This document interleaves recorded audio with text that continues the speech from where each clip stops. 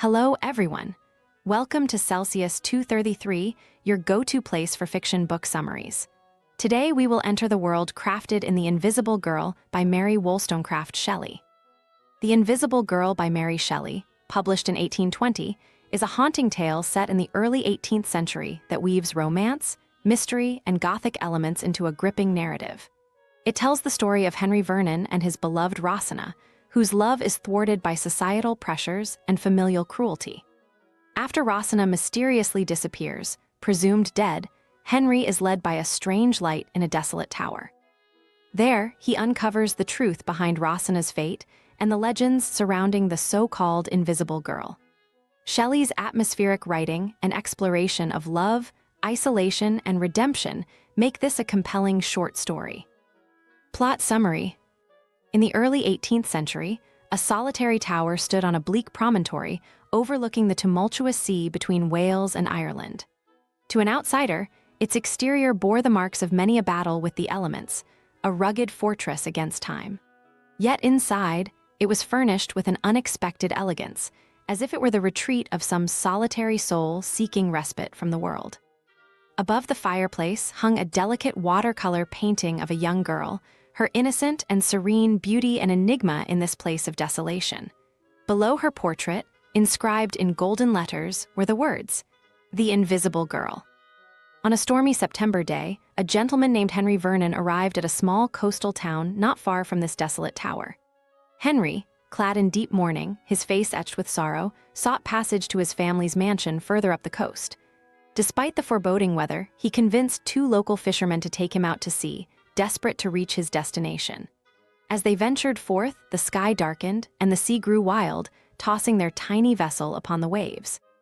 The wind howled and the rain fell in sheets, until they were surrounded by nothing but chaos and the threat of death.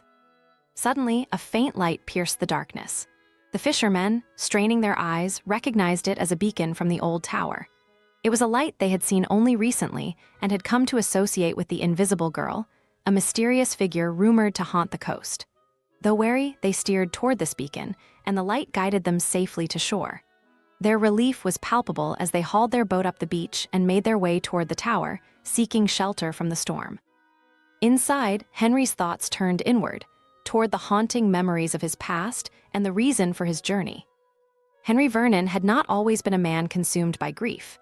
He was once a carefree young man, the only son of Sir Peter Vernon, who ruled over his estate with a stern and often tyrannical hand. Growing up alongside Henry was Rosina, a sweet and gentle orphan whom Sir Peter had taken in and raised. As children, Henry and Rosina were inseparable, and as they grew, their friendship blossomed into a deep and secret love. They made plans to marry once Henry came of age, but they kept their love hidden, knowing that Sir Peter would never approve.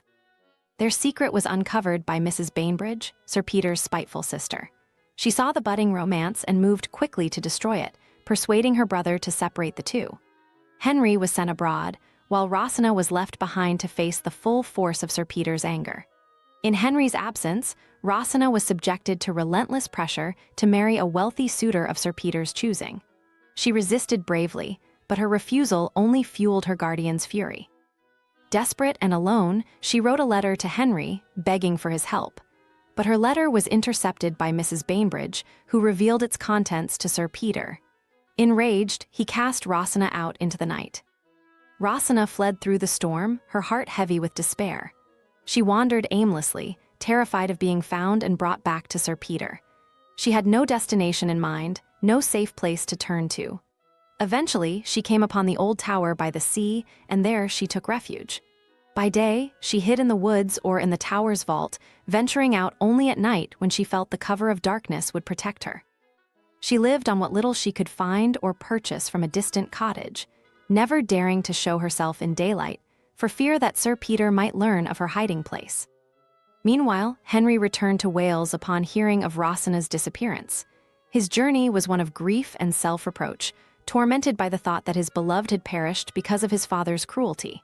He sought answers in the desolate tower, driven by a faint hope that the light which had guided them to safety might be connected to Rosina.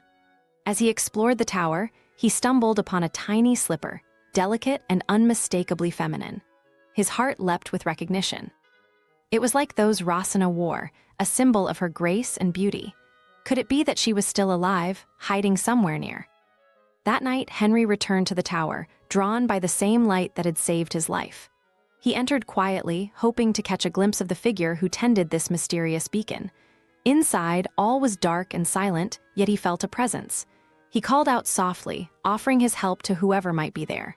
To his astonishment, a voice, frail and full of emotion, answered him.